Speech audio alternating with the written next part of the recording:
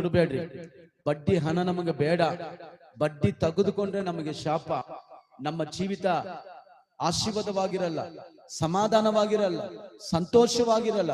ಆದ ಕಾರಣ ನಿಮ್ಮ ಕೈ ದೇವರ ಮುಂದೆ ಸ್ವಚ್ಛವಾಗಿರಲಿ. ಆಮೇಲೆ ಅದು ಮಾತ್ರವಿಲ್ಲ, ಆ ವಾಕ್ಯದಲ್ಲಿ ನೋಡ್ತೀವಿ, ನಿಮ್ಮ ಹೃದಯಗಳು, ಎರಡು ಮನಸ್ಸುಳ್ಳವರೇ ನಿಮ್ಮ ಹೃದಯಗಳನ್ನ ನಿರ್ಮಲ ಮಾಡಿಕೊಳ್ಳ್ರಿ.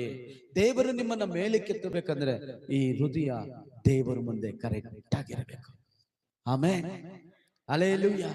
ನಮ್ಮ ಹೃದಯ ದೇವರ ಸಮ್ಮುಖದಲ್ಲಿ ಬರುವಾಗ ದೇವ ಪ್ರಸನ್ನತೆ ಅನುಭವಿಸ್ತೀವ, ದೇವರ ಮಹಿಮೆನ ಅನುಭವಿಸ್ತೀವ.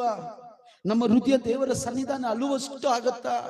ಈ ಹೃದಯ ಕರೆಕ್ಟ್ ಆಗಿದ್ರೆ ಯಾರೇ ಪ್ರಾರ್ಥನೆ ಮಾಡಲಿ, ಯಾರೇ ಆರಾಧನೆ ಮಾಡಲಿ, ಯಾರೇ ವಾಕ್ಯ ಹೇಳಿ, ನಮ್ಮ ಕಣ್ಗಳಲ್ಲಿ ಕಣ್ಣೀರು ಬರುತ್ತೆ.